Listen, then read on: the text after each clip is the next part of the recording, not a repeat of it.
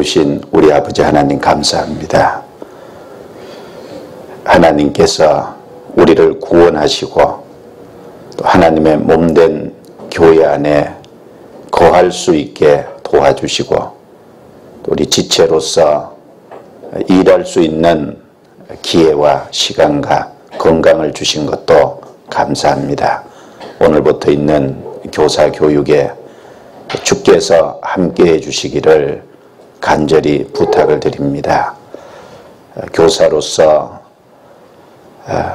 자원하는 심령으로 참여한 모든 분들에게 주께서 함께 하시고 말씀을 통해서 마땅히 교사의 자세와 또 교사가 어떠해야 됨을 더욱더 깨달아서 남은 생에 주님의 선한 일에 참여하고 주님의 영광을 드러내는데 부족함이 없게 해 주옵소서.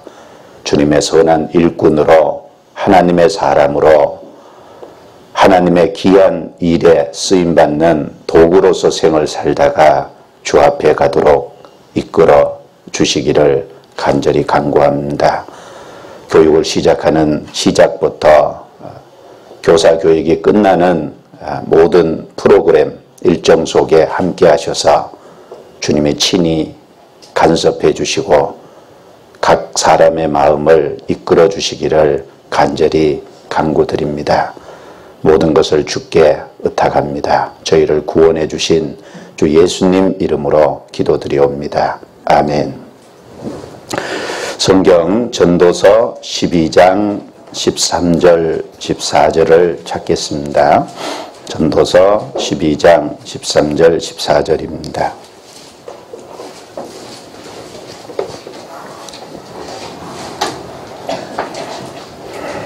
같이 읽도록 하겠습니다. 일의 결국을 다 들었으니 하나님을 경외하고 그 명령을 지킬지어다. 이것이 사람의 본분이니라. 하나님은 모든 행위와 모든 은밀한 일을 선악간에 심판하시리라. 오늘 첫 시간으로 성경적인 교육관이라는 주제를 가지고 말씀을 드리는 시간입니다. 제가 교회학교 교사를 해본 적은 없습니다. 개인적으로. 그러나 교회 안에서 현재 가르치는 교사의 역할을 하고 있기 때문에 어른이나 아이나 동일한 신앙이고 동일한 마음이 있기 때문에 어떻게 가르쳐야 될 것이다 라고 하는 것은 이야기할 수 있다라고 생각을 합니다. 성경적인 교육관 아주 중요하다라고 말할 수 있습니다. 이 세상적인 교육관과 성경적인 교육관은 당연히 다르고 달라야 마땅할 것입니다. 왜 그러냐면 이 세상의 교육이라는 것은 세상에 성공하는 사람을 만들어내는 것이고 어떻게 하면 다른 사람보다 더 뛰어나고 다른 사람이 우러러보는 사람이 되며 다른 사람에게 더 많은 영향력을 끼칠 수 있는 사람으로 만드냐. 거기에 세상적인 교육의 모습이 있다라고 생각합니다. 그런데 하나님이 사람을 만드신 목적은 다르죠. 하나님은 세상적인 것을 주시기 원한 것보다 영원한 것을 주시기 위해서 사람을 만드셨습니다. 그래서 비록 인간이 타락했지만 하나님이 성육신하시고 또 십자가에까지 죽으셨습니다. 그리고 인간에게 바로 그 예수 그리스도의 생명과 영광과 위치라는 걸 주셔서 하나님과 완전히 연합되도록 하셨어요. 그래서 그 하나님 안에서 영원히 즐거워하고 하나님과 영원히 함께하도록 하는 것이 하나님이 사람을 만드신 목적이다. 이렇게 말할 수 있습니다. 그러므로 세상적인 교육과 성경적인 교육은 큰 차이가 있음에 틀림없고 당연히 달라야 마땅할 것입니다. 교사로서 성경적인 교육관이 무엇이냐라고 하는 바른 인식과 깨달음을 확실히 가져야 된다고 생각합니다. 그럴 때 그 성경적인 교육관에 대한 인식과 깨달음이 아이를 가르치는 기초가 될 거예요.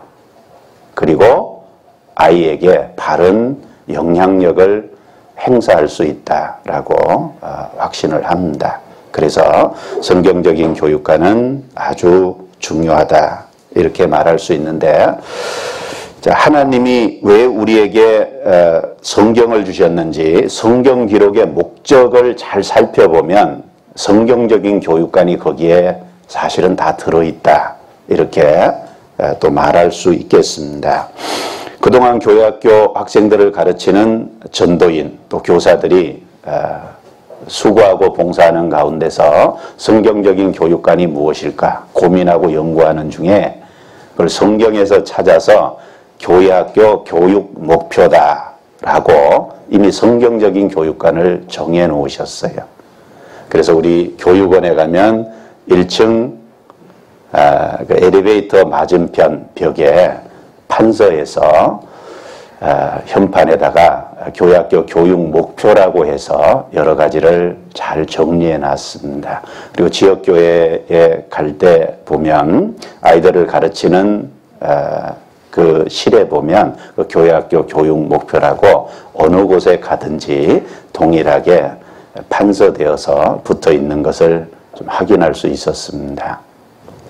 그 교회학교 교육 목표를 보면 큰 목표를 하나 정해놓고 그 밑에 연령대에 따른 세부적인 구체적인 목표를 또 연령대에 따라서 정해놓은 것을 볼 수 있습니다. 그 성경적인 교육관 그러면 그 교회학교 교육 목표를 잘 인식하면 바로 그것이 성경적인 교육관이다 이렇게 이야기해 볼 수 있을 거라고 생각합니다. 거기 보면 가장 위에 교회학교의 가장 큰 목표가 있는데 그걸 전도서 12장 13절 9절을 기록해 놨습니다.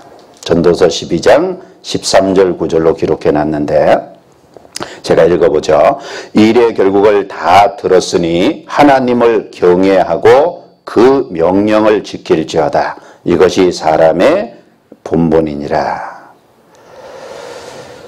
자, 성경적인 교육관 그러면 먼저 생각할 수 있는 게 하나님이 사람을 왜 만드셨을까라는 근본적인 질문을 할 수 있겠죠. 그 근본적인 질문에서 답을 찾을 수 있을 거다라고 생각합니다.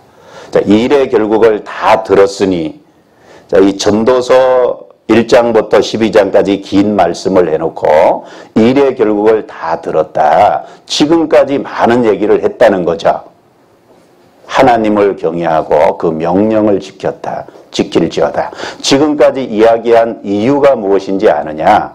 지금까지 말한 목적이 무엇인지 아느냐? 하나님을 경외하고 그 명령을 지킬지어다. 두 가지죠. 하나님을 경외하고 그 하나님께 순종하는 것. 그것이 사람의 뭐라 그랬죠? 본분이니라. 그것이 사람이 본분이라는 건 마땅한 도리고 책임이고 의무다라는 얘기죠. 사람의 본분은 하나님을 경외하고 그 명령을 지키는 겁니다. 자, 하나님이 사람을 만드신 목적이 있어요. 그 목적을 교사로서 학생을 가르치려면 적어도 깊이 고민해보고 생각해봐야 될 주제다라고 생각을 합니다. 그 하나님이 사람을 만드신 목적은 요한복음 17장에 보면 예수님께서 대제사장으로서 죽으시기 전에 긴 기도를 하나님 앞에서 했죠. 그 대제사장으로서 긴 기도, 그 중보 기도 내용 속에 하나님이 사람을 만드신 목적이 무엇인지 사실은 잘 설명되어 있습니다. 찾아보죠. 요한복음 17장입니다. 간단하게 정리해 보겠습니다. 요한복음 17장.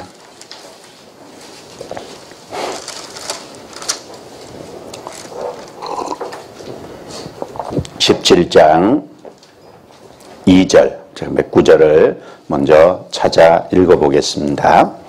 아버지께서 아들에게 주신 모든 자에게 영생을 주게 하시려고 만민을 다스리는 권세를 아들에게 주셨음이로소이다. 아버지께서 아들에게 주신 모든 자에게 영생을 주게 하시려고, 아들에게 주신 모든 자에게 영생, 즉 영원한 생명, 그 구원의 생명, 거듭남의 생명을 주시려고 라고 하는 말씀이 나와 있습니다. 또 21절을 봅니다. 아버지께서 내 안에, 내가 아버지 안에 있는 것 같이 저희도 다 하나가 되어, 바로 성부 하나님과 성자 예수님의 완전한 연합입니다. 아버지가 예수님 안에, 예수님이 아버지 안에. 그래서 성부 하나님과 성자 예수님의 완전한 연합을 언급하고 있고, 22절입니다. 내게 주신 영광을 내가 저희에게 주었사오니, 예수님에게 주신 아버지의 영광을 구원받은 사람에게 줬다는 겁니다. 내게 주신 영광을 내가 저희에게 줬다. 그래서 24절입니다. 아버지여, 내게 주신 자도 나 있는 곳에 나와 함께 있어. 구원받은 사람이 주님이 계신 곳에 주님과 함께 있다. 자, 이런 몇 가지 말씀을 종합해서 사람을 만드신 목적을 설명해 볼 수 있어요. 자, 보세요. 하나님과 예수 그리스도는 완전히 하나 되신 분입니다. 완전한 연합을 이루신 분이죠. 아버지가 내 안에, 내가 아버지 안에. 자, 그런데 그 예수님께서 이 세상에 육신을 입고 오셨어요. 그리고 십자가에까지 죽으셨어요. 왜 하나님과 완전한 연합 가운데 계시던 예수님이 이 세상에 오셨을까? 그리고 왜 십자가에까지 죽어야 됐을까? 왜 거룩하신 그분이 육신을 입고 인간 땅에 들어와야 됐을까? 생각해 보면 이유는 하나죠. 예수님이 가지고 있는 생명과 영광과 위치를 우리에게 주시기를 원한 겁니다. 예수 그리스도의 생명을 우리에게 주시고, 예수 그리스도가 갖고 있던 영광을 우리에게 주시고, 예수님이 가지고 있는 위치와 거룩함을 우리에게 주셔서 우리로 아들처럼 만드는 거예요. 예수님처럼 만들어서 바로 예수님과 아버지가 완전히 연합된 것처럼 사람으로 하나님과 온전한 연합을 이루어서 영원한 세계에서 하나님과 영원히 함께 하도록 하는 것, 그것이 사람을 만드신 목적입니다. 생명과 영광과 위치를 주셔서 아들처럼 만들어서 바로 성부 하나님과 성자 예수님의 완전한 연합이 있었던 것처럼 하나님과 우리로 온전히 연합하게 해서 영원히 하나님과 함께 하도록 하기 위해서 사람을 만드신 목적입니다. 제가 말이 어눌해서 잘 설명을 못하지만 어쨌든 사람을 만드신 목적을 그렇게 예수님의 긴 중보기도 속에서 찾아볼 수 있습니다. 개인적으로 요즘에 하나님이 왜 사람을 만드셨을까 여러 가지 묵상을 많이 해봅니다. 그러면서 인간의 위치가 정말 엄청난 것이구나 라는 생각을 더욱더 새삼스럽게 마음속에 하게 됩니다. 자, 그런데 그러기 위해서는 인간 편에서 해야 될 일이 뭐냐? 여호와를 경외하고 그 명령을 지킬지어다. 그렇죠? 그 사람을 만드신 목적이 있는데 그 목적을 위해서 인간 편에서 해야 될 일이 뭐냐? 하나님을 알고 하나님과 올바른 관계를 맺고, 그렇죠? 하나님을 경외하고 그 하나님의 말씀에 순종함으로 바로 그런 온전한 연합이 이루어질 수 있다는 겁니다. 그래서 인간 편에서 해야 될 일이 하나님을 경외하고 그 명령을 뭐죠? 지키는 것이다. 이렇게 정의해 볼 수 있다라고 생각합니다. 신명기 17장도 찾아보죠. 신명기 17장.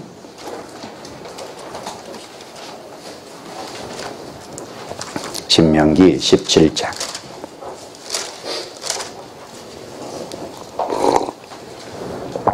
18절, 19절입니다. 18절, 19절.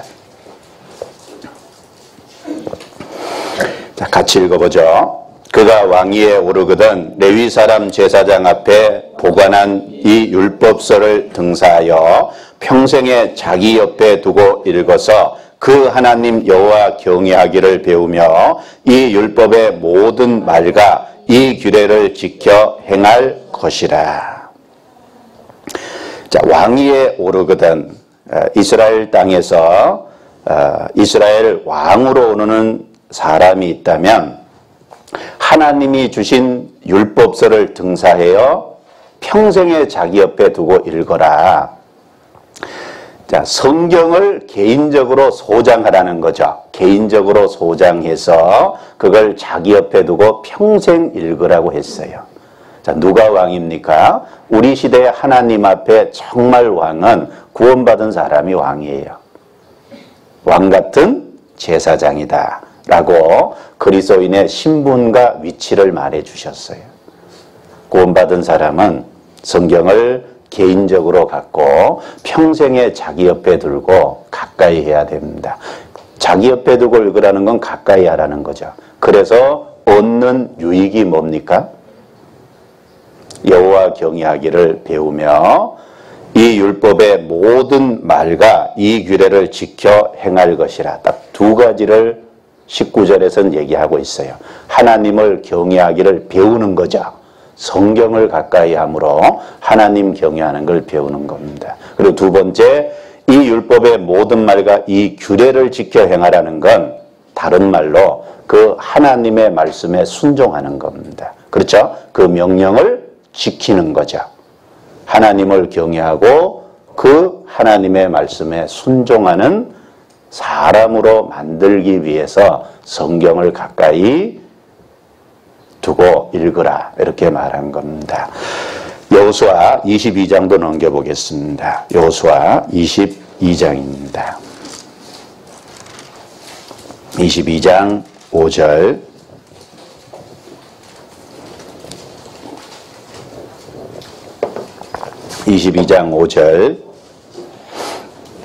또 같이 읽어보죠.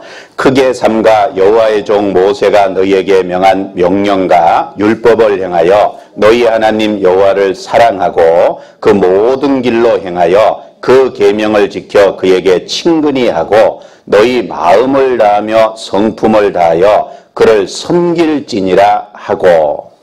자, 이 말씀은 1절부터 있는 내용에 보면 가나안 정복 전쟁을 이제 다 마치고 그 가나안 정복 전쟁에 참여했던 르우벤, 갓, 므낫세 반지파의 사람들에게 여호수아가 일러준 권면의 말이에요.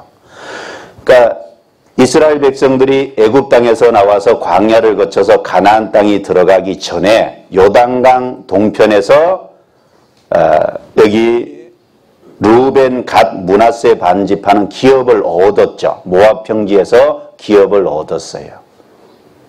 자, 그런데 거기 남으면 가나안 정복 전쟁을 앞두고 있기 때문에 이스라엘 백성들의 마음이 낙담할까 봐 하나님이 그 기업을 주셨으니까 그 기업을 얻되 단지 너희 남자들은 무장하고 이스라엘 백성 앞에 나아가서 가나안 정복 전쟁에 동참해라. 그리고 그 가나안 정복 전쟁에 동참해서 정복 전쟁이 끝나면 너희 땅으로 돌아가라. 이제 그 가나안 정복 전쟁 긴 7년을 마치고 가나안 땅을 차지했어요. 그 돌아가려는 르우벤, 갓, 므낫세 반지파 사람들에게 여호수아가 간곡히 권면한 메시지를 요약하면 딱 두 가지예요. 하나님을 경외하고 그 명령을 지킬지어다. 딱 두 가지 핵심을 얘기했어요. 5절에 보면 그 내용이죠.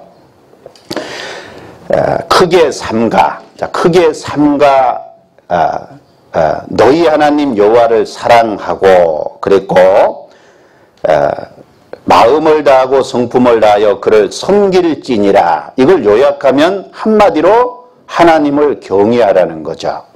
그리고 또 한 가지는 율법을 행하여 그 모든 길로 행하며 그 계명을 지켜라는 이런 말씀을 통해서 한마디로 요약하면 그 하나님이 주신 말씀을 순종하라는 얘기입니다. 하나님을 경외하고 그 명령을 지키라.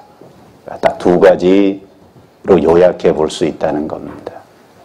그래서 하나님이 사람을 만드신 목적을 생각하고 그 목적을 이루기 위해서 인간편에서 해야 될 일이 뭐냐. 결국은 하나님을 알아 하나님과 올바른 관계를 맺고 여호와를 경외하고 그 명령을 지킴으로 그 사람을 만드신 창조의 목적이 이루어지기 때문에 그 사실을 깨달아서 성경에서 찾았기 때문에 교회학교 큰 타이틀로 큰 교육 목표로 교회학교 일에 봉사했던 분이 정해놓으셨다 이렇게 생각을 합니다. 그래서 아이들을 가르치는 그 큰 목표에 거기다 두면 되겠죠. 그와 동시에 우리 자신의 삶의 큰 목표도 거기에 있다라는 것을 생각해 볼 수 있습니다. 학생뿐 아니라 교사도 마찬가지죠. 하나님 앞에 모든 사람이 동일하다 이렇게 말할 수 있습니다. 자, 그 큰 목표 밑에 네 가지 목표를 뒀어요. 연령대에 따른 유치부, 초등부, 중등부, 고등부. 그래서 네 연령대가 있는데 그 연령대에 맞는 네 가지 구체적인 교육 목표를 정했어요. 유치부는 어리잖아요. 어리니까 유치부의 교육 목표는 생명의 원천이 하나님께 있음을 알게 한다. 그러니까 어리니까 아직 죄를 잘 모르고 구속의 사랑이라는 걸 이해할 수 없는 나이죠. 그런데 생명의 원천이 이 세상 모든 만물에게 생명을 불어넣는 만드신 하나님, 그 생명의 원천이 하나님께 있는 것은 얘기해 줄 수 있을 겁니다. 생명의 원천이 하나님께 있음을 알게 한다. 그리고 초등부 목표는 진리를 깨달아 구원을 받게 한다. 그 다음에 중등부 목표는 하나님의 사람으로 온전케 한다. 이제 구원을 받았으면 하나님의 사람으로 온전하도록 신앙이 성숙되고 성장하도록 지도하는 거죠. 그리고 고등부 목표는 하나님의 선한 일에 봉사하게 한다. 성장했으면 그 다음에 해야 될 건 뭐죠? 일과 관련이 있죠. 하나님의 일에, 하나님의 영광을 위한 일에 참여하도록 지도하는. 그래서 그 유치부 목표는 시편 36편 9절에서 찾았고요. 그 다음에 초등부, 중등부, 고등부 목표는 다 디모데후서 3장 15절에서 17절 안에 다 있어요.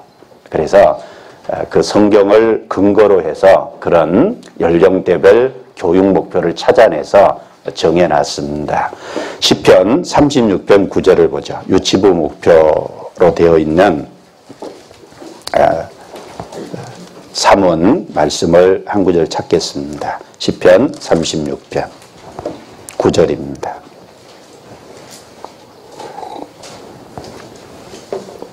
(36편) 9절 같이 읽어보겠습니다. 대저 생명의 원천이 주께 있사오니 주의 강명 중에 우리가 강명을 보리이다. 대저 생명의 원천이 주께 있사오니 모든 생명의 근원 되시는 분이 하나님이죠. 그러니까 생명의 근원이 원천이라는 건 근원이죠. 근원이 하나님께 있다. 그리고 이 만물을 만드신 것뿐 아니라 유지하고 보존하시는 그 모든 원천도 결국은 주께 있다. 그 생명의 원천이 주께 있다는 걸 이 세상 많은 사람이 깨닫지 못하고 있죠. 불행하게도. 그렇죠? 생명의 원천이 주께 있음에도 불구하고 그 생명의 원천 되시는 분에게 만물을 받고 누리고 살아감에도 불구하고 이 세상 많은 사람은 생명의 원천이 주님께 있다라는 걸 모르고 삽니다. 어떻게 받아들이고 있죠? 어쩌다 보니까 있겠지, 저절로 됐겠지, 뭐 이렇게 생각하지, 생명의 원천이 하나님께 있다는 근본적인 사실조차 모르고 있습니다. 그런데 그걸 정말 알려면 그 뒷구절이 설명해줘요. 그걸 어떻게 알 수 있냐? 주의 강명 중에 우리가 강명을 보리이다. 정말 이 말씀이 맞아요. 그게 그냥 깨달아지는 게 아니라 그걸 정말 깨달으려면 생명의 원천이 주께 있다는 게 그게 광명이죠. 그 광명을 보려면 주의 강명 중에 볼 수 있다는 겁니다. 자, 이걸 쉽게 이해하는 방법이 있어요. 사람은 만물을 눈으로 보잖아요. 그런데 눈으로 보는 동시에 뭐가 있어야 보죠? 빛이 있어야 봐요. 그렇죠? 눈을 갖고 있어도 빛이 없으면 아무것도 안 보입니다. 우리는 빛이라는 것이 있기 때문에 그 빛을 통해서 만물을 보는 거예요. 빛이 없다면 다 암흑이고 아무것도 인식할 수 없다는 거예요. 마찬가지예요. 생명의 원천이 하나님께 있지만 정말 주님의 인도하심과 주님이 주신 영적 생명이 없다면 그것을 진짜로 깨닫기는 어렵습니다. 하나님의 얼굴에 있는 영광의 빛을 우리 마음에 비췄다는 말씀처럼 그 주님의 도우심과 인도하심이 있어야 주님이 빛 가운데 열어주셔야만 그 기본적인 사실도 깨달을 수 있다는 겁니다. 있고 누리고 살면서 생명의 원천이 주께 있다는 걸 모르고 있습니다. 자, 그런데 유치부 아이들, 우리는 그 아이들에게 그 놀라운 사실을 깨달을 수 있도록 도와줘야 됩니다. 아직은 죄에 대한 인식도 없고 아직은 구속의 사랑이라 그러면 대신 죽어서 우리 죄를 해결했다, 대속의 사랑이라고 얘기해도 그걸 깨달을 수 있는, 이해할 수 있는 아이들이 아니죠. 유치부 아이들이. 그러니까 그 과정으로 나아가기 위한 우선적인 과정이 생명의 원천이 주님께 있고 하나님이 살아계시다는 것을 알아야 되잖아요. 그걸 유치부 아이들에게는 가르칠 수 있다는 겁니다. 아이들이 태어나서 성장의 과정을 겪으면서 말을 합니다. 엄마, 아빠. 그 다음에 자주 묻는 말이 뭐죠? 조금 성장하면 이건 뭐야? 라고 묻기 시작해요. 그렇죠? 어떤 아이는 아주 지겹도록 물어봅니다. 뭐 자기 눈에 보이는 것마다 다 신기한 거예요. 그래서 이건 뭐야? 저건 뭐야? 계속 물어요. 그 다음 또 하는 질문이 뭐죠? 이건 누가 만들었어? 그런 질문을 아이들이 참 많이 합니다. 그 아이들에게 자연스럽게 집마다 지은이가 있으니 만물을 지으신 이는 하나님이라는 사실을 자연스럽게 깨닫게 해주고 알 수 있도록 어릴 적부터 그 마음에 심기도록 도와줄 수 있을 거라고 생각합니다.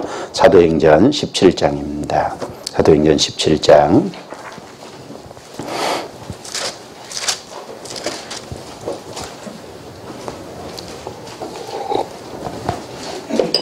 17장 24절 25절입니다. 24절 25절 같이 읽어보죠. 우주와 그 가운데 있는 만유를 지으신 신께서는 천지의 주제시니 손으로 지은 전에 계시지 아니하시고 또 무엇이 부족한 것처럼 사람의 손으로 섬김을 받으시는 것이 아니니 이는 만민에게 생명과 호흡과 만물을 친히 주시는 자이심이라. 우주와 그 가운데 있는 만유를 지으신 신, 바로 그분이 이 성경을 주신 여호와 하나님이라는 사실, 그리고 생명과 호흡과 만물을 친히 주시는 그 인간에게 모든 것을 친히 허락하시는 생명의 원천이 바로 여호와 하나님이라는 사실을 자연스럽게 어릴 적부터 일깨워 줄 수 있을 겁니다. 그리고 만드신 것뿐 아니라 그 만물을 유지하고 그 만물을 다스리고 계시는 분이 당연하지만 하나님이에요. 하나님은 만들고 방치한 게 아니죠. 만드신 분 아니라 그 만물에게 끊임없이 하나님의 생명을 주심으로 유지시키고 보존해 가시고 있다는 사실도 자연스럽게 알려줄 수 있을 겁니다. 시편 65편입니다. 시편 65편.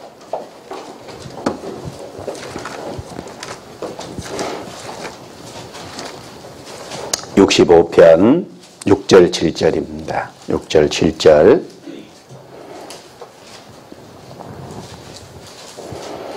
제가 읽어보죠. 주는 주의 힘으로 산을 세우시며 권능으로 띠를 띠시며 바다의 흉룡과 물결의 요동과 만민의 혼합까지 진정하시나이다. 여기 보면 하나님께서 산을 세우시며, 자, 하나님께서 우리가 땅에서 볼 수 있는 대표적인 것이 산이죠. 우뚝 솟은 산인데 그 산을 세우셨다는 말씀을 통해서 만물을 만드신 분이 하나님이라는 걸 일깨우고 7절에는 바다의 흉룡과 물결의 요동과 만민의 혼합까지 그 다음 나오는 구절이 진정하시나이다 라는 단어입니다. 바다의 흉룡, 물결의 요동, 그 다음에 만민의 혼화는 인생사에 생기는 여러 가지 일이죠. 만민의 혼화. 이 인생사에 생로병사의 일이 있고 그리고 이 지구상에 수많은 사건과 이런 일들이 일어나고 있습니다. 그런데 진정하시나이다 라는 말씀은 바다의 물결을 다스리는 그분이 바로 그 만민의 혼화, 인생사에 생기는 수많은 일도 다스리고 간섭하고 계시다는 거예요. 유지하고 보존하고 계시다라는 말이죠. 그러니까 우리가 평범한 일상을 지내고 있는 거예요.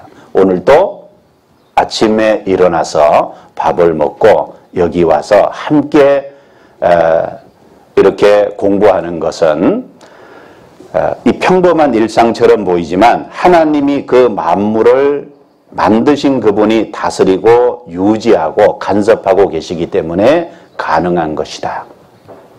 그래서 아이들에게 그걸 자연스럽게 일러줘야 될 겁니다. 그래서 느헤미야 9장 6절에도 보면 그 모든 것을 만드시고 다 보존하시오니 그런 말씀이 있잖아요. 욥기 34장도 넘겨보겠습니다. 욥기 34장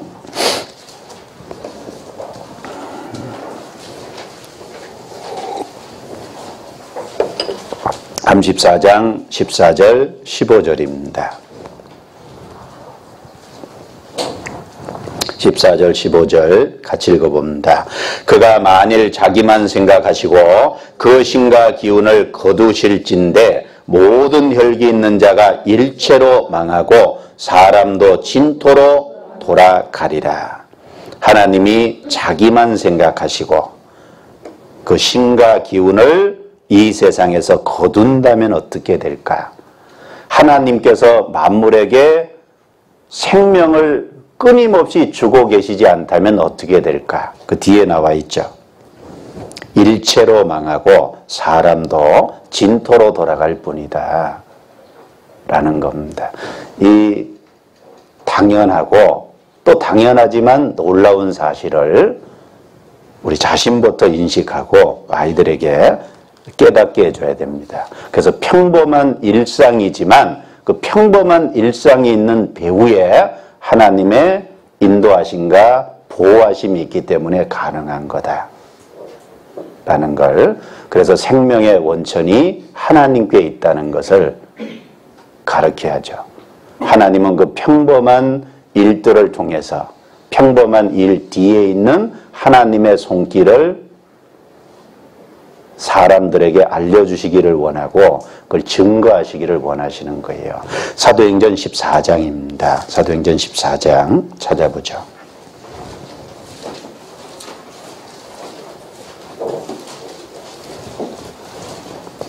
(14장) 15절부터 제가 읽습니다. 가로되 여러분이여 어찌하여 이러한 일을 하느냐. 우리도 너희와 같은 성정을 가진 사람이라. 너희에게 복음을 전하는 것은 이 헛된 일을 버리고 천지와 바다와 그 가운데 만유를 지으시고 살아계신 하나님께로 돌아오라 함이라. 하나님이 지나간 세대는 모든 족속으로 자기의 길들을 다니게 묵인하셨으나 17절은 같이 읽죠. 그러나 자기를 증거하지 아니하신 것이 아니니 곧 너희에게 하늘로서 비를 내리시며 결실기를 주시는 선한 일을 하사 음식과 기쁨으로 너희 마음에 만족케 하셨느니라. 천지와 바다와 그 가운데 만유를 지으시고 살아계신 하나님이라 그랬죠. 지으신 분 아니라 그걸 유지하고 보존하시는, 살아계시다는 건 다스리고 계시는 그 말이죠. 그리고 17절에 분명히 얘기했어요. 자기를 증거하지 아니하신 것이 아니다 라는 말은 증거했다는 말이죠. 하나님은 늘 자기를 증거해왔다. 무엇으로? 하늘로서 비를 내리시며 결실기를 주시는 선한 일을 하셔서 음식과 기쁨으로 너희 마음을 만족케 했다. 그게 일상의 삶이잖아요. 하늘에서 비를 내리시죠. 그리고 가을에 추수를 하죠. 그리고 그 수확한 것을 밥을 내서 먹어요. 음식을 먹죠. 그리고 일상에 하나님이 우리에게 주시는 기쁨들이 있어요. 그런 여러 가지 일상의 모습 속에 그게 평범해 보이지만 그게 유지될 수 있는 건 그 배후에 하나님의 손길이 있다는 거예요. 보존하고 보호하는 하나님의 손길이 있다는 거예요. 생명의 원천이 계시죠? 그러니까 평범한 일상을 살고 오늘 하루도 밥을 먹고 있다. 하나님은 그 평범한 그런 걸 가지고 끊임없이 우리에게 하나님의 손길이 있다는 걸 증거해 오셨다는 겁니다. 그러니까 유치부 아이들에게 그런 내용을 잘 가르쳐 줘야 될 겁니다. 그리고 하나님이 그 지구를 만들고 지구에 있는 수많은 생물을 만들고 이 지구를 유지하고 보존하는 목적이 뭐냐. 생명의 원천이 하나님께 있다는 걸 가르치는 동시에 그 목적이 뭐겠습니까? 바로 나를 위해서라는 걸 가르쳐야죠. 바로 너를 위해서다. 그래서 이사야 45장 18절에 보면 하나님은 하늘을 만드시고 땅도 조성하시고 경곡케 하시되 헛되이 창조치 아니하시고 뭐죠? 사람으로 거하게 지으신 자신이라. 사람이 누구죠? 우리 각자죠. 우리에게 가르침받는 아이들 각자입니다. 바로 그 모든 것이 너를 위한 거다 라고 했을 때 사람은 그게 감격하잖아요. 그게 나를 위한 거구나. 그걸 알았을 때 하나님의 사랑의 손길을 느껴볼 수 있죠. 부모에게 아이는 늘 받고 있잖아요. 받으면서 사랑이라는 걸 안 것처럼 하나님이 만물을 만드시고 만물을 유지하고 보호하고 계시는 목적도 사람을 위해서죠. 그걸 알았을 때 바로 사람의 위치를 생각해 볼 수 있고 하나님의 사랑의 손길을 생각해 볼 수 있어요. 그래서 사람이 무엇이 간대 그랬죠. 그래서 시편 8편 3절 4절에 보면 다윗이 이 만물을 쭉 돌아볼 때 엄청나잖아요. 하늘도 보고 달도 보고 별도 보니까 엄청난데 그런데 그 안에 인간은 정말 왜소한데 사람이 무엇이 간데 사람에게 관심을 가지십니까? 그 모든 것도 사람을 위해서 만들었다는 걸 생각할 때 사람이 도대체 뭐냐 생각해 볼 수 있겠죠. 그래서 생명의 원천이 하나님께 있음을 더욱더 가르쳐주고 그 모든 것이 사람, 우리 각자를 위한 것이라는 걸 일깨워주고 그로 말미암아 그걸 알았을 때 성장해 가면서 사람이 뭐냐를 고민해 보게 될 겁니다. 그렇죠? 그래서 조기교육이 필요해요. 조기교육. 유치부 때부터 잘 가르쳐야 됩니다. 잠언 22장입니다. 성경의 조기교육의 필요성을 얘기했는데 한번 보죠. 잠언 22장.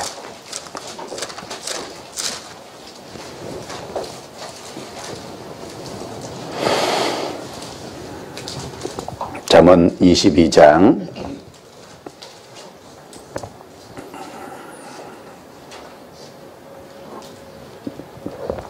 6절입니다. 6절을 같이 읽어보죠.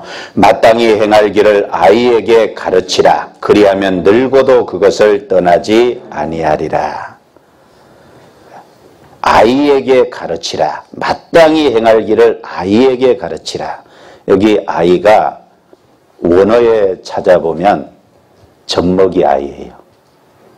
그러니까 헬라어로 아이를 표현하는 단어가 여러 가지인데 히브리어로 그 아이라고 할 때 여기는 젖먹이 아이를 가르치는 용어예요. 어느 정도냐? 젖먹이 아이부터 가르치라. 그러니까 뭐 사실 태교부터 한다 그러잖아요. 우리는 교회 학교 유치부 때부터 잘 가르쳐야 될 겁니다. 그리하면 늙어도 그것을 떠나지 아니하리라. 하나님이 그렇게 말씀하셨어요. 그렇죠? 아이에게 잘 가르치면 틀림없이 이 말씀대로 늙어도 안 떠날 겁니다. 그 설문조사한 내용들 보면요. 그 설문조사 내용 속에 어릴 적에 절에 간 사람은 그 다니다가 절에 안 댕겨도 나중에 어려운 일이 생기면 절 찾아간대요.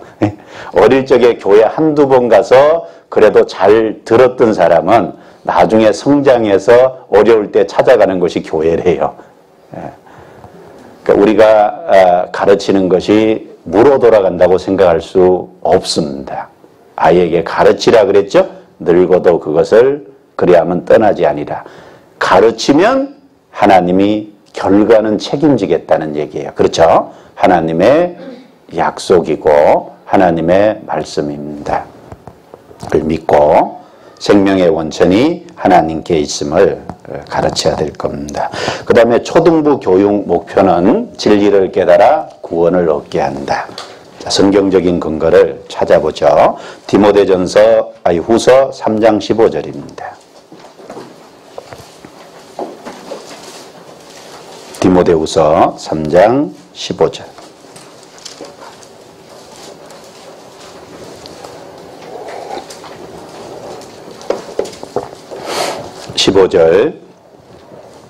같이 읽겠습니다. 또 내가 어려서부터 성경을 알았나니 성경은 능히 너로 하여금 그리스도 예수 안에 있는 믿음으로 말미암아 구원에 이르는 지혜가 있게 하느니라. 성경적인 교육관이라는 건 성경을 주신 목적을 살펴보면 이해할 수 있다 그랬죠. 성경을 주신 중요한 한 가지 목적이 뭡니까? 구원에 이르는 지혜가 있게 하느니라. 여기 중요한 내용이 다 나와 있어요. 성경은 그리스도 예수 안에 있는 믿음으로 말미암아. 자, 성경은 뭘 가르치냐? 그리스도 예수 안에 있다는 건 그리스도 예수를 통해서 하신 일이 무엇인지에 대한 내용이 기록되어 있죠. 그리스도 예수께서 하신 일. 그리고 그 하신 일을 인간이 어떻게 해야죠? 반응해야죠. 받아들여야죠. 받아들인다는 게 믿음이잖아요. 그렇죠? 하신 일이 있어도 반응하지 않고 받아들이지 않으면 구원받을 수 없잖아요. 그리스도 예수께서 하신 일이 있고 믿음으로 그랬죠. 인간의 반응입니다. 믿음으로 구원에 이르는 지혜가 있게 하느니라. 그래서 그 사실을 발견함으로 구원받도록 하기 위해서 성경을 주셨어요.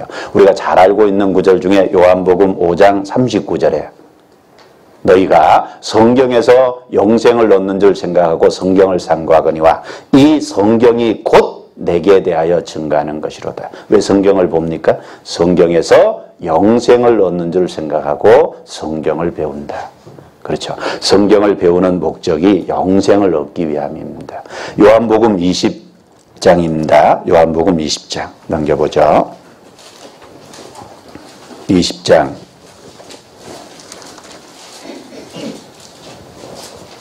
30절 31절입니다.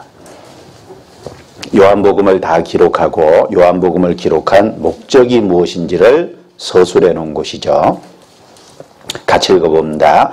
예수께서 제자들 앞에서 이 책에 기록되지 아니한 다른 표적도 많이 행하셨으나 오직 이것을 기록함은 너희로 예수께서 하나님의 아들 그리스도이심을 믿게 하려 하며 또 너희로 믿고 그 이름을 힘입어 생명을 얻게 하려 함이니라.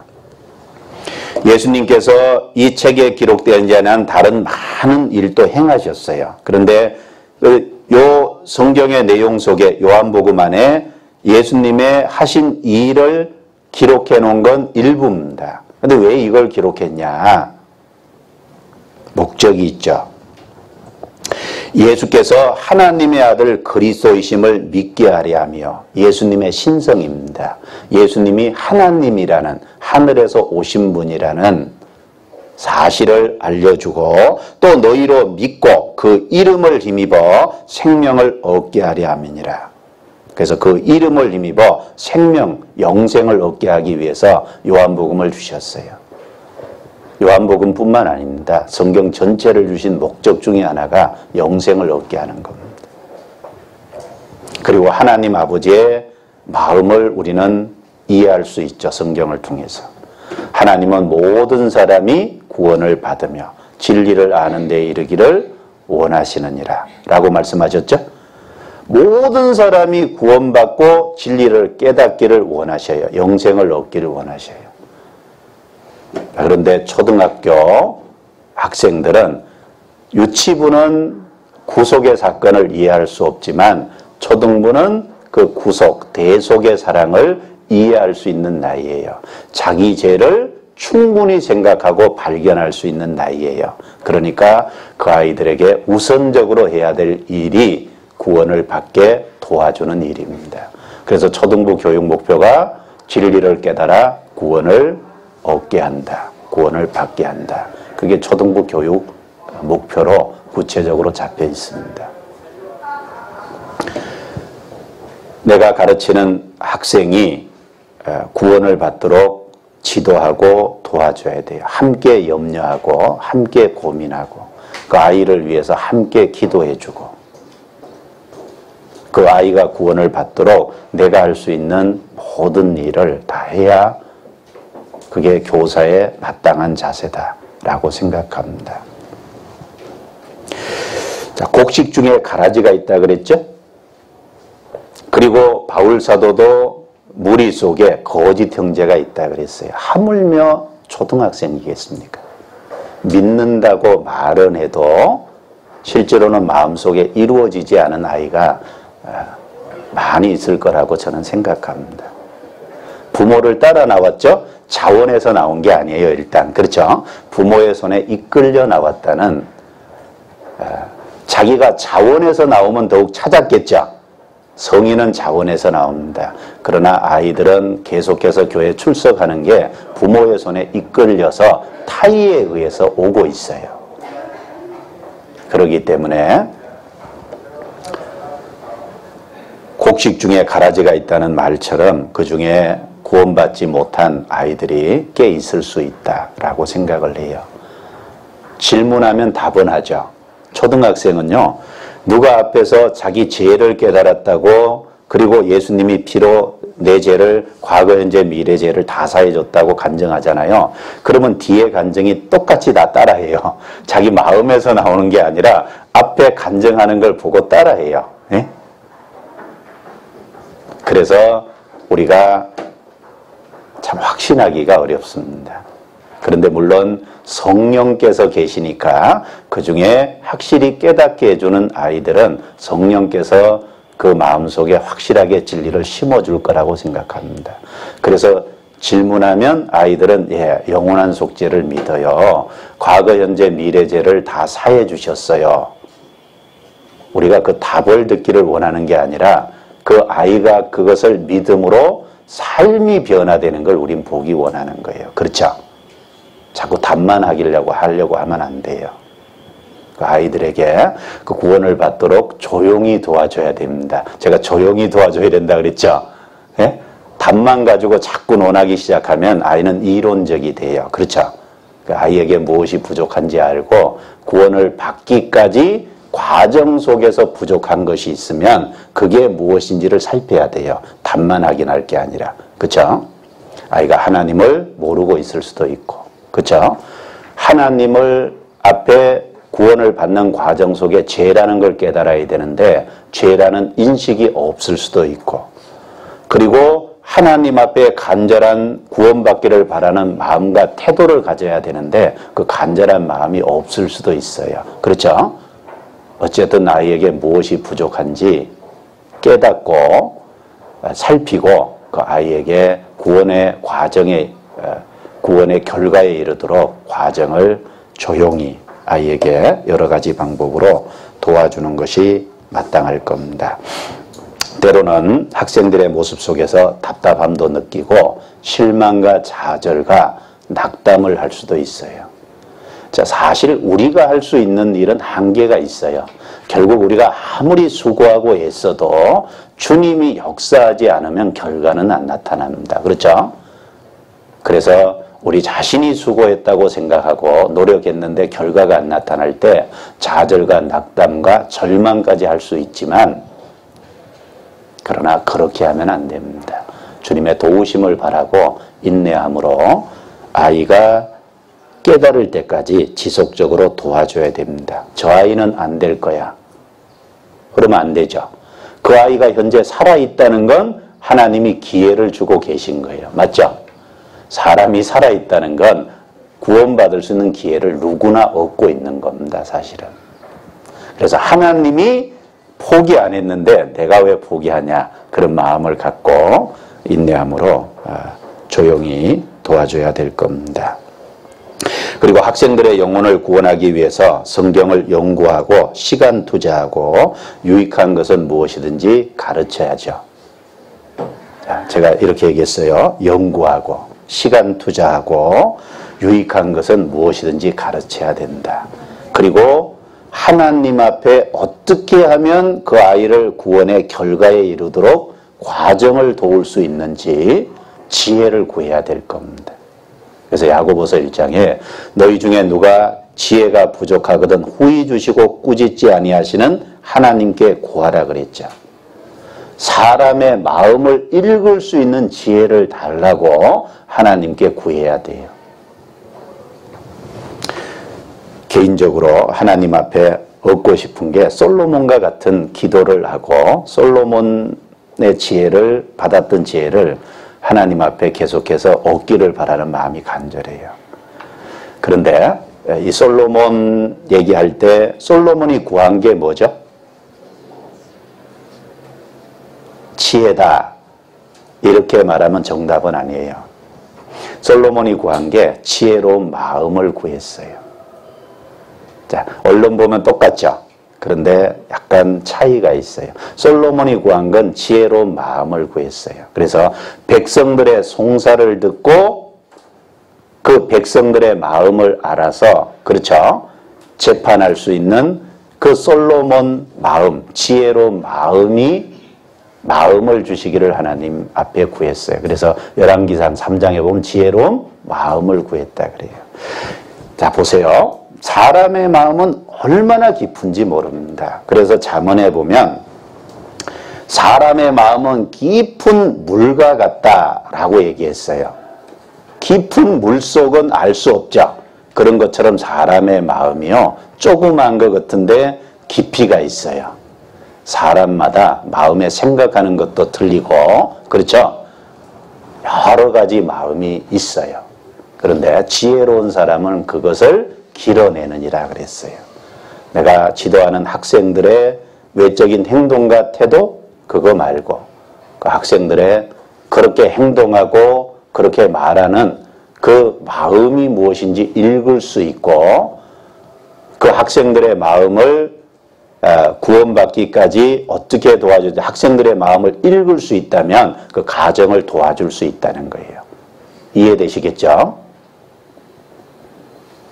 그래서 정답 얘기한다고 믿는 게 아니라요, 그 마음을 읽고 거기에 적당하게 적절하게 도울 수 있는 말씀이 필요한 겁니다. 그래서 연구하고 시간 투자하고 할 수 있는 자기가 유익한 것은 다 가르쳐야죠.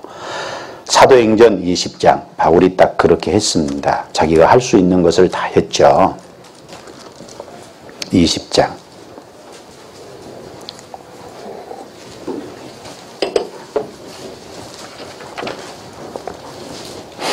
사도행전 20장 찾았으면 21절입니다. 제가 읽죠. 유대인과 헬라인들에게 하나님께 대한 회개와 우리 주 예수 그리스도께 대한 믿음을 증거한 것이라. 19절에도 보면 곧 모든 겸손과 눈물이며 유대인의 관계를 인하여 당한 시험을 참고 주를 섬긴 것과 유익한 것은 무엇이든지 공중 앞에서나 각 집에서나 꺼림이 없이 너희에게 전하여 가르치고, 21절은 가르친 내용이죠. 하나님께 대한 회개와 그리스도께 대한 믿음을 가르쳤는데 공중 앞에서나 집에서나 장소를 가리지 않고 꺼림이 없이 유익한 것은 다 가르쳤다는 거예요. 그리고 결과는 하나님께 맡겼죠. 그래서 바울이 얘기하기를 모든 사람의 피에 대하여 내가 깨끗하다라고 말할 수 있었던 거예요. 사도행전 20장 뒤에 보면 26절입니다. 그러므로 오늘 너희에게 증거하노니 모든 사람의 피에 대하여 내가 깨끗하니. 이렇게 말할 수 있는 근거는 어느 장소에서나 유익한 것은 꺼리지 않고 자기가 할 수 있는 모든 것을 다 했기 때문에 할 수 있는 말이에요. 그래서 교학교 교사도 적어도 초등부 학생들이라면 그 학생들이 구원의 확신을 가질 수 있도록 과정을 돕는 일을 옆에서 조용히 자기가 할 수 있는 여러 가지 방법으로 해야 마땅하다. 교사의 자세라고 생각합니다. 마귀도 사람을 타락시키기 위해서 부지런히 다니죠. 베드로전서 5장 8절에 너희 대적 마귀가 우는 사자같이 두루다니며 삼킬 자를 찾는다. 왜 두루다닙니까? 삼킬 자를 찾기 위해서, 사람을 타락의 길로 이끌기 위해서 두루다니는데, 당연하지만 하나님의 자녀는 사람을 구원받게 하는 일을 위해서 할 수 있는 모든 것을 하는 것이 마땅하다라는 걸 일깨워 볼 수 있겠습니다. 그리고 중등부 교육 목표는 이제 초등부 아이들, 이런 과정은 어릴 적부터 교회 안에서 성장의 과정을 겪어 나온 아이들을 얘기하는 겁니다. 구원은 중등부에서도 받을 수 있죠. 고등부에서도 받을 수 있고. 그러나 정상적인 성장의 과정을 겪어온 아이들을 두고 한 얘기입니다. 그래서 중등부 정도 되면 신앙이 이제 구원받고 성장해서 하나님이 보실 때 더욱 성숙되고 자라가는 신앙이 될 수 있도록 지도하는 것이 마땅하다라는 겁니다. 그래서 중등부 교육 목표를 하나님의 사람으로 온전케 한다. 이렇게 정해놨죠. 디모데후서 3장 16절 말씀입니다. 3장 16절. 16절, 17절입니다. 16절, 17절 같이 읽겠습니다. 모든 성경은 하나님의 감동으로 된 것으로 교훈과 책망과 바르게 함과 의로 교육하기에 유익하니 이는 하나님의 사람으로 온전케 하며 모든 선한 일을 행하게 온전케 하려 함이니라. 자, 성경을 주신 또 하나의 목적은 하나님의 사람으로 온전케 하며 그랬죠. 그래서 모든 성경은 하나님의 감동으로 됐기 때문에 그 성경을 가지고 교육함으로 인해서 얻고자 하는 목적이 뭐냐? 하나님의 사람으로 온전케 하며, 이제 구원을 받으면 하나님의 사람이 되죠. 그 하나님의 사람으로 신앙이 성숙되고 성장된 사람을 만들게 하는 것이 성경을 주신 또 하나의 목적입니다. 자, 하나님의 사람으로 온전케 하는 방편이 무엇일까? 중등부 교육 목표가 거기에 있기 때문에 좀 생각해 볼 수 있겠죠. 첫째는 성경이고, 둘째는 시련과 역경과 애매한 고난을 통해서 불순물을 제거함으로 온전케 될 수 있고, 셋째는 주님을 본받는 삶을 통해서 온전케 될 수 있다는 겁니다. 또 그 외에도 여러 가지를 찾을 수 있겠죠. 중요한 것을 들면 그런 건데, 첫째는 성경입니다. 자, 그러면 성경은 어떻게 하나님으로 사람으로 온전케 만들 수 있느냐? 성경으로 교훈하고 책망하고 바르게 하고 의로 교육하는 걸 통해서 온전케 할 수 있다는 겁니다. 그러면 교사로서 어떻게 하죠? 성경을 부지런히 연구하고 배워야 돼요. 그래야 성경으로 교훈하고 책망하고 바르게 한다는 건 교정이죠. 성경을 가지고 교정하고 의로 교육하기에 성경을 통해서 구별된 삶이 무엇인지를 지도할 수 있을 겁니다. 그래서 성경에서 떠나지 않도록 가르쳐야 돼요. 성경의 가르침이 절대적인 것으로 받아들일 수 있도록 가르쳐야 됩니다. 성경을 통해서 그리스도를 모든 기준으로 생각하도록 가르쳐야죠. 성경을 떠나지 않고 성경을 절대적인 기준으로 삼고 성경을 근거로 그리스도가 기준된다는 걸 받아들일 수 있도록 가르쳐야 됩니다. 1960년 전후로 해서 미국의 학교에 그 범죄가 급증했대요. 그 이유를 분석해 보니까 존 F 케네디가 젊은 대통령으로 박력 있는 대통령이었지만 그 존 F 케네디 시절에 학교에서 가르치는 성경 교육 시간을 철폐해 버렸어요.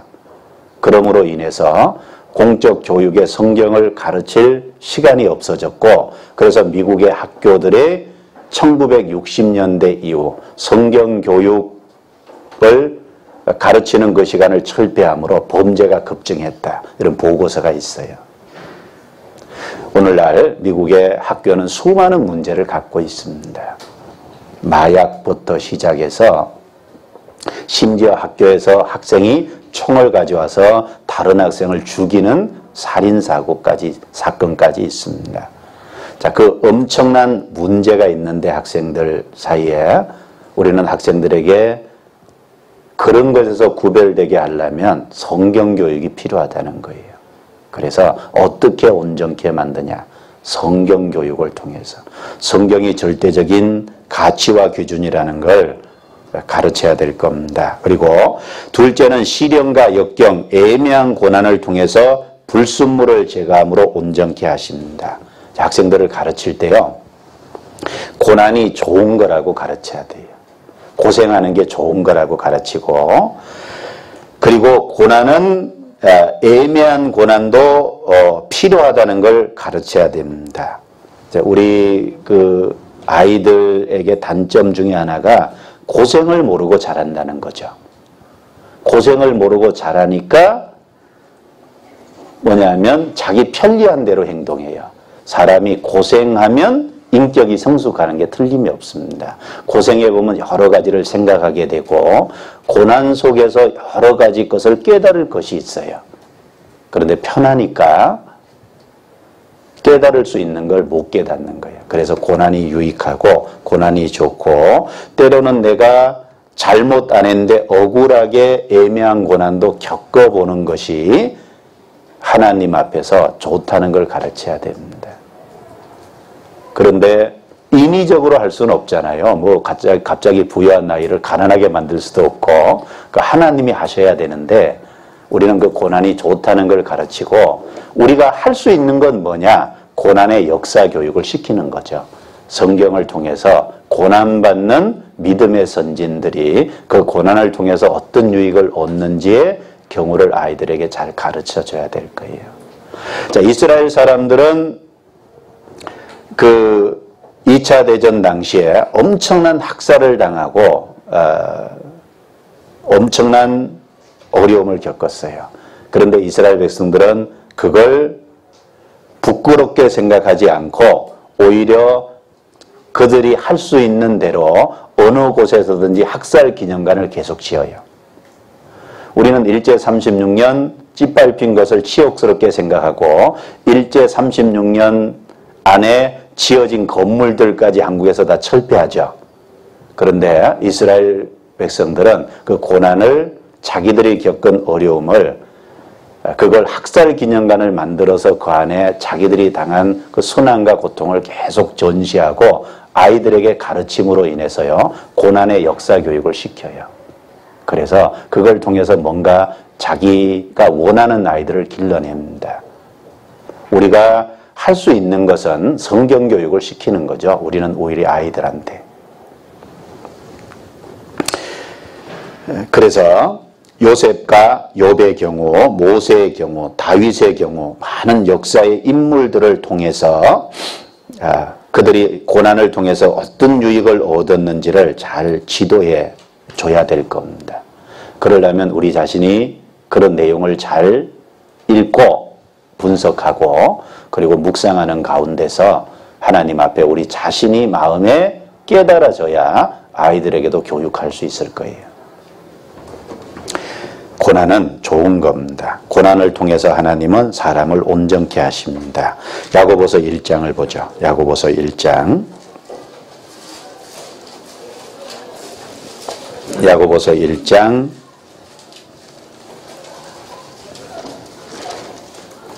1장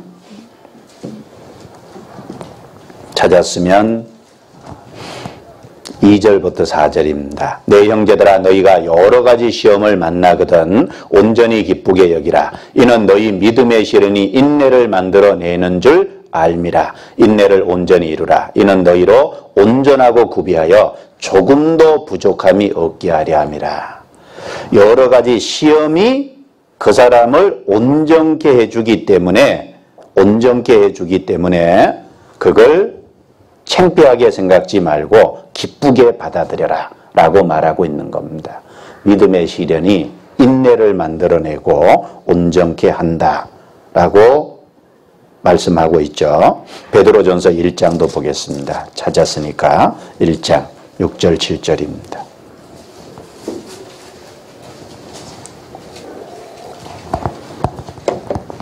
6절 7절 같이 읽어보죠.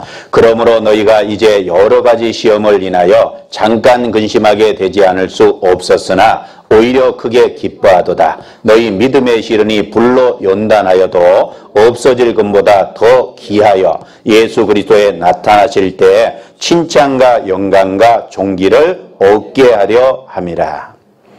여러 가지 시험, 잠깐 근심이 있죠. 그러나 기뻐한다. 왜? 믿음을 갖고 있는 사람에게 오는 시련은 불순물을 제거해줘서 하나님 앞에 섰을 때 칭찬과 영광과 존귀를 얻는 과정과 수단이 되기 때문에 기뻐한다라고 말한 겁니다. 그래서 고난이 좋다는 걸 아이들에게 지도해야 돼요. 왜? 고난을 통해서 하나님이 온전케 하기 때문에. 그리고 셋째는 주님을 본받는 삶을 통해서 온전케 됩니다. 본받는 삶이죠.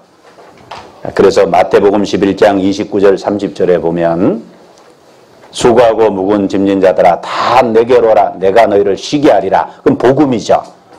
예수님께서 십자가에 죽어서 다 이뤄놓고 우리를 초청하셨어요. 그리고 29절 30절에 보면 그 나아온 사람들에게 나의 멍에를 메고 내게 배우라 이렇게 말씀하셨죠. 주님의 멍에를 벤다는 게 뭐죠? 주님을 본받는 삶이거든요.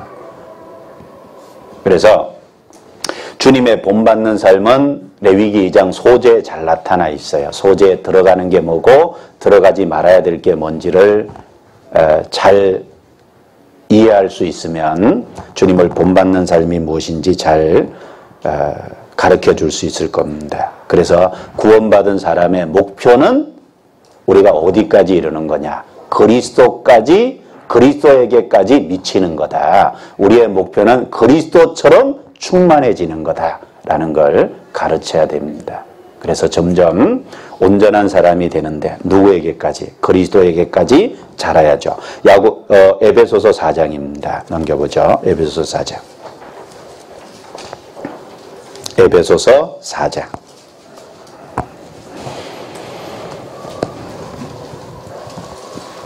4장 15절입니다.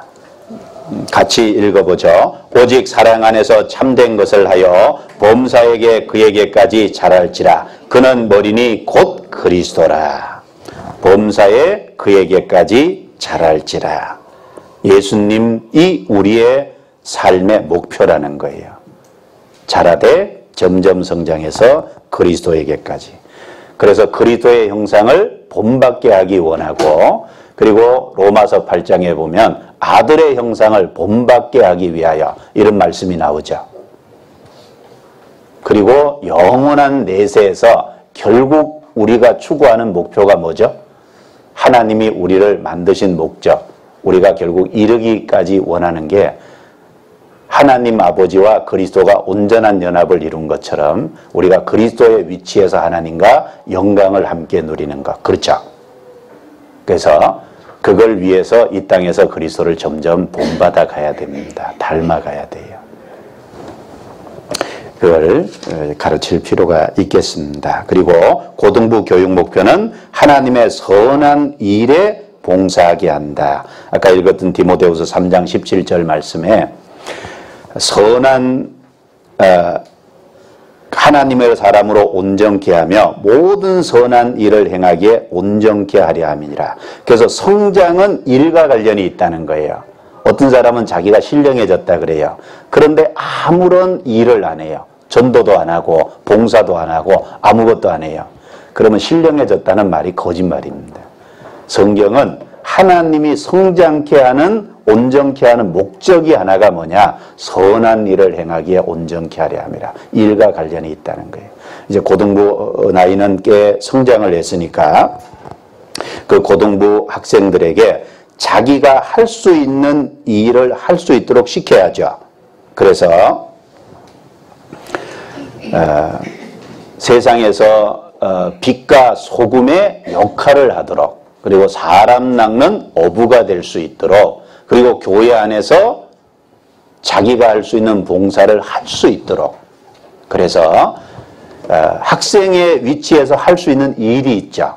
그래서 그 봉사의 일을 할 수 있도록 지도하고 도와줘야 될 거다라고 생각합니다. 그리고 교회를 소중히 여기고 그 교회 안에서 하는 일을 귀하게 여기도록 그 아이들을 지도하는 것이 마땅하다, 이렇게 이야기할 수 있겠습니다. 자, 여기서 중요한 것 하나가 교회학교 교사와 학생, 이런 호칭을 쓰는데 세상의 학교에서 얘기하는 교사와 학생 개념으로 받아들이면 절대 안 된다는 겁니다. 단지 우리가 부를 수 있는 호칭이 제한되어 있어서 교사와, 가르치는 교사와 배우는 학생이라는 용어를 쓰는데, 교회 학교도 기억해야 될 게 교회의 작은 하나의 모습이라는 거예요. 그렇죠? 세상의 학교가 아니라는 걸 기억해야 돼요.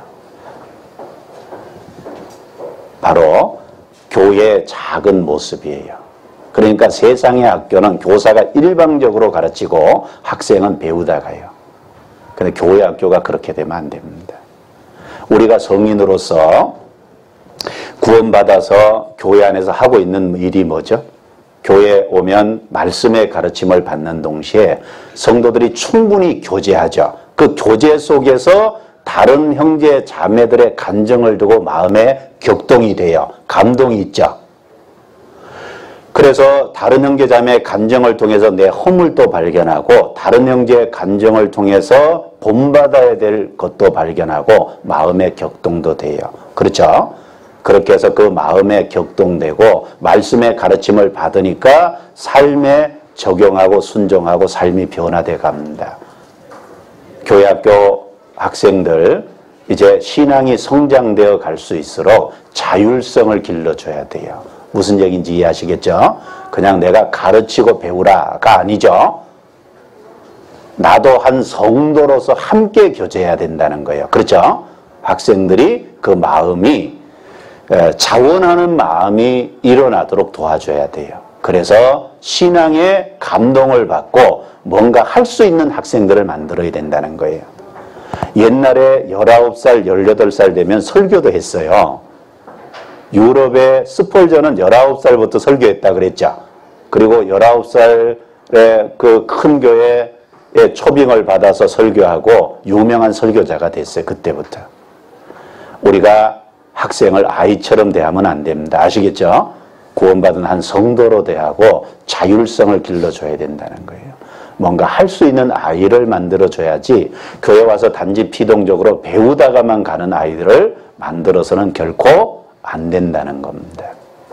그래서 신앙이 성장했으면 할 수 있는 일을 할 수 있도록 지도하는 것이 마땅하다라는 거예요. 그래서 교회 학교의 큰 목표 아래 각 연령대별로 세부적인 교육 목표가 정해져 있습니다. 그걸 잘 이해하면 성경적인 교육관이 무엇인지 우리가 바르게 인식하고 깨달을 수 있다라고 생각합니다. 그리고 조금 뒤에 추가적으로 좀 얘기해 보면 가르치는 스승은 성령님이시다라는 걸 기억할 필요가 있죠. 성경은 성령의 감동하심으로 기록됐기 때문에 성경을 진짜 깨달으려면 성령의 인도하심이 필요합니다. 아이들을 가르치는 것도 성령님이 가르친다라는 인식을 해야 돼요. 나는 성령님에게 쓰임받는 도구고 수단이라는 거죠. 내 배후에서 하나님께서 도와주시고 하나님께서 함께 하시고 역사하시고 능력을 베푸셔야만 결과가 일어난다는 걸 알고 그걸 바르게 인식해야 돼요. 물 주는 이와 씨를 뿌리는 자는 아무것도 아니로되 고린도전서 13장에 그렇게 말씀했죠. 우리 자신의 연약함을 그래서 더 인식하고 겸손해져야 돼요.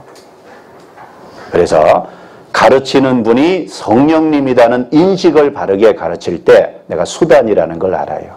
그리고 그럼으로 인해서 내가 더 겸손해지고 그럼으로 인해서 내가 무릎 꿇는 시간이 더 필요하다는 거예요.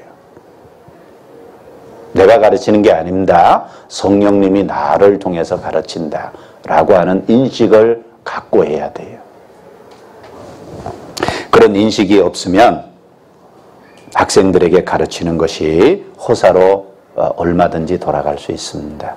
그래서 사람의 권한은 말이 아니라 능력에 있어야 성령의 능력으로 말미암아 믿음이 세워진다는 걸 생각해야 됩니다. 그래서 고린도전서 2장입니다. 넘겨보죠. 고린도전서 2장.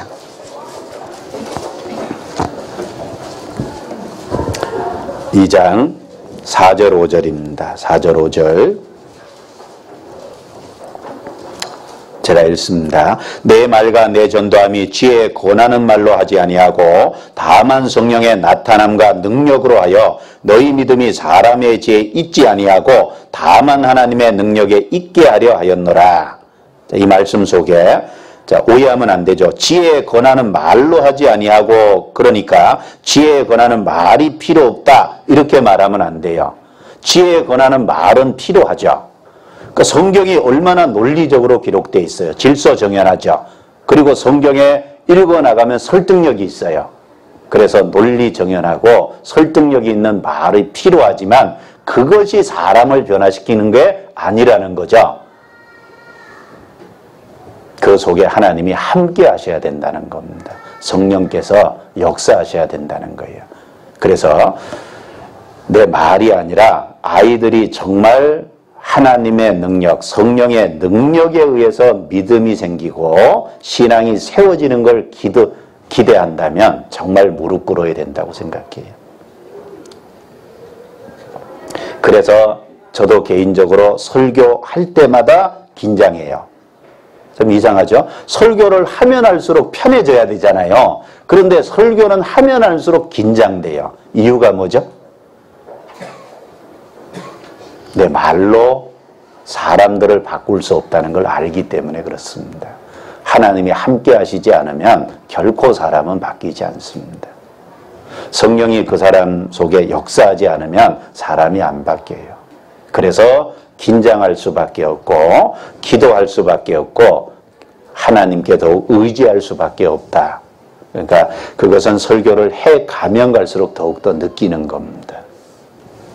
그래서 설교 얘기하면 부담스러운 거죠. 할 말이 없어서 부담스러운 게 아니라 그 말씀이 헛되지 않게 하기 위해서 그렇죠? 더 기도해야 되고 자신이 낮춰야 됩니다. 그리고 무엇으로 가르칠 것인가? 모든 성경은 하나님의 감동으로 된 것으로 그랬죠. 가르치는 교재는 당연하지만 성경입니다. 성경 66권이죠. 그리고 아이들을 가르칠 때는 동화나 기타 여러 가지 어떤 예화나 사물을 지식을 가지고 성경을 설명하는 도구가 될 수는 있어요. 그런데 그건 부수적이라는 거예요. 그 주 교재가 될 수는 없죠. 항상 주 교재는 모든 성경입니다. 우리는 성경 66권이라는 교재를 하나님께 받았다. 그렇죠? 그리고 나머지 것은 그걸 세우는, 그걸 설명하고 그걸 이해시키는 도구와 수단으로만 사용해야 된다라는 걸 우리 마음속에 더욱 생각해야 되겠습니다. 그리고 어떤 내용으로 가르칠 것인가? 가르치는 내용에 대해서도 깊이 생각해 봐야 돼요. 첫 번째, 하나님의 존재와 성품과 속성에 대해서 끊임없이 알리고 일깨운다. 사람은 쉽게 잊어버리죠? 잊어버리니까 성경에 기억하라는 말이 반복되어 있고 마음을 일깨운다는 말이 있고 사람이 자꾸 방종으로 치달으니까 민수기 15장에 오죽하면 하나님이 옷단 끝에다가 술을 만들고 거기 청색끈을 달아서 다닐 때마다 청색끈이 보이면 하늘을 생각하고 하나님을 생각하게 했겠습니까? 사람은 아주 큰 깨달음을 얻고 은혜를 얻어서도 그걸 쉽게 망각한다는 거예요. 그걸 이스라엘 백성들의 광야 생활을 보면 알 수 있죠. 우리도 마찬가지라는 거예요. 우리도 별반 다를 바 없습니다.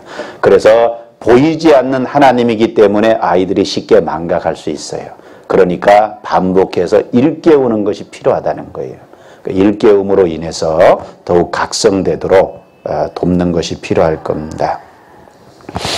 자, 성경교육은 하나님을 알리는 거죠. 그분의 성품, 그분이 영광스러움, 우리를 향하신 하나님의 뜻, 하나님의 은혜와 사랑, 하나님의 거룩하심, 하나님의 공의, 하나님의 의로우심, 하나님의 신실하심, 하나님의 선하심, 하나님의 오래 참으심, 하나님의 전능하심, 하나님의 전지하심, 하나님의 편지하심, 하나님의 무한성, 하나님의 영원성, 하나님의 무한하신 지혜, 하나님의 자존성. 뭐 이런 신학적인 용어를 군데군데 썼지만 어쨌든 우리가 아이들에게 가르치려 원하는 건 하나님이잖아요. 그렇죠? 하나님을 경외하는 걸 가르치는 거죠. 그러니까 하나님에 대한 것을 끊임없이 일깨워야 될 거예요. 하나님에 대한 부분. 자, 제가 이렇게 쭉 언급을 했는데 예를 들면 하나님의 선하심에 대해서 내가 주제를 가지고 아이한테 가르친다 그러면 하나님의 선하심 그러면 하나님의 선하심에 대해서 머릿속에 떠올라야죠. 깊이 묵상해서 그 아이들에게 가르칠 수 있는 하나님이 단지 선하시다. 그렇다고 아이들이 선하다고 받아들이는 건 아니죠. 선하심이 왜 선하신지를 설명할 수 있는 그러니까 내가 연구하는 게 필요하다는 거예요. 우리가 배워야 될 게 사실은 너무너무 많습니다. 그리고 아까 말한 것처럼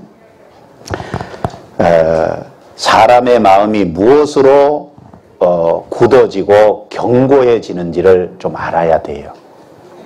아무거나 얘기한다고 사람 마음이 견고해지는 게 아니라 사람 마음이 굳어지고 견고해지는 어떤 것으로 그렇게 되는지를 알아야 돼요. 사람 마음이 무엇으로 견고해집니까? 하나님의 은혜로서 사람 마음은 강건해지고 굳어져요. 자, 아이들이 십자가의 구속의 사건을 이해하고 깨닫고 있다. 저 아이는 구원받았다. 그렇다고 십자가의 은혜와 하나님이 나를 위한 구속의 사랑을 아이에게 이야기 안 해주고 생활만 얘기하면 그게 잘못하면 아이에게 율법적인 교육이 돼요. 무슨 얘기냐면 우리 삶을 한번 보십시오. 우리 삶이 무엇으로서 감동이 되고 변화가 됩니까? 십자가의 은혜를 계속 일깨울 때 우리 마음이 은혜로워지죠. 그러니까 십자가의 놀라운 은혜를 여러 가지 방법으로 아이 마음에 일깨우는 게 아이의 마음에 감동과 감화를 준다는 거예요. 하라고 얘기하는 건 정답이에요. 그런데 하라고 한다고 움직이는 게 아니에요. 마음의 감동을 받아야 움직이죠. 그래야 자원하는 마음이 생겨요. 사람의 마음이 어떻게 하면 자원하는 마음이 생기고 사람의 마음이 어떻게 하면 마음이 변화가 생기는지를 내 경험을 통해서 이해하고 아이에게도 그렇게 될 수 있도록 도와줘야 돼요. 그렇죠?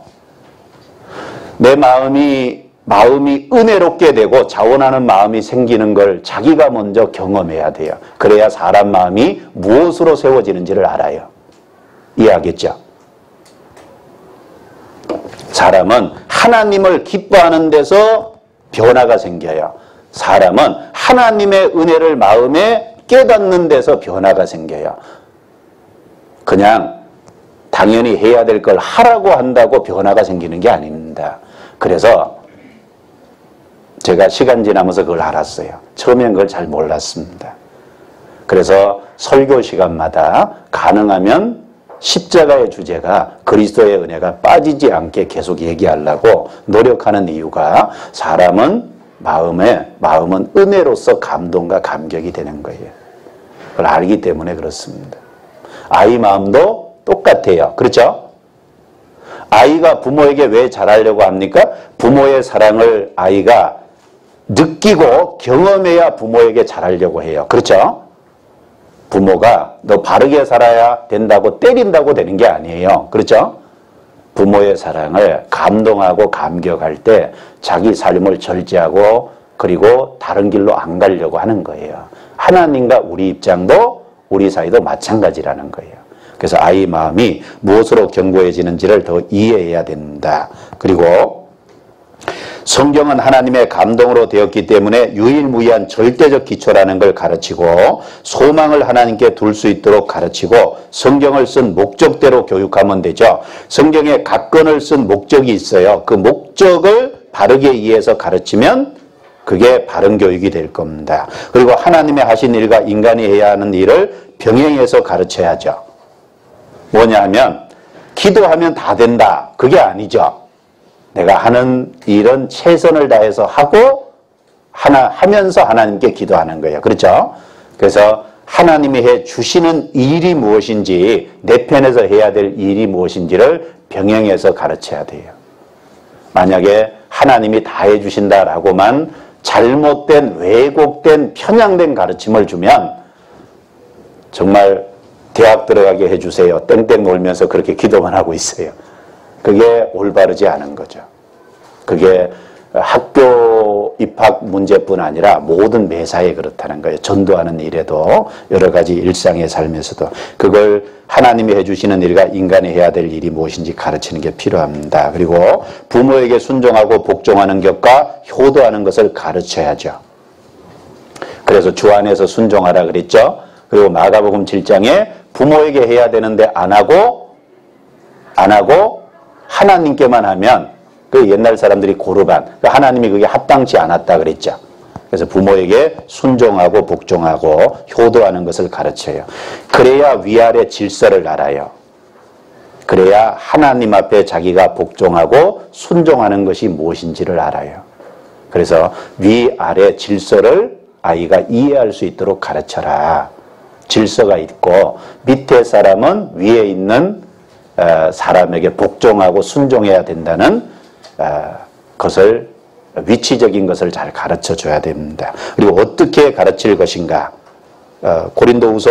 디모데후서 3장 16절에 나와 있죠. 성경으로 교훈하고 성경으로 책망하고 성경으로 교정하고 성경으로 구별된 삶이 무엇인지를 가르치면 됩니다. 그래서 나머지는 쭉 서술식으로 나열해서 그 성경적인 교육관 프린트물을 만들었기 때문에요. 집에 가서 한번 꼼꼼히 읽어보시고 또 교사생활 속에서도 읽어보시면 도움이 될 거라고 생각합니다. 기도하고 마치겠습니다. 하나님 감사합니다. 귀중한 시간을 허락해 주신 것을 감사합니다. 또 교사로서 자원하는 그 마음을 허락하시고 또 교사의 교육을 받게 해주신 이 시간 감사합니다. 그 자원하는 마음 속에 할 수 있는 능력과 힘과 지혜와 용기를 주셔서 남은 생에 주를 위해서 주님의 복음 가운데 참여할 수 있는 귀한 기회를 더욱 허락해 주시고 주님 앞에 섰을 때 칭찬과 존귀와 영광을 얻는 각 사람이 되도록 도와주시고 그리스도 안에서 귀하게 쓰임받도록 인도해 주시옵소서. 우리를 구원해 주신 예수님 이름으로 기도드리옵니다. 아멘. 예, 조금 늦게 시작해서 딱 1시간 반 정도 한 것 같아요. 원래 시간은 마쳤습니다. 예. 감사합니다.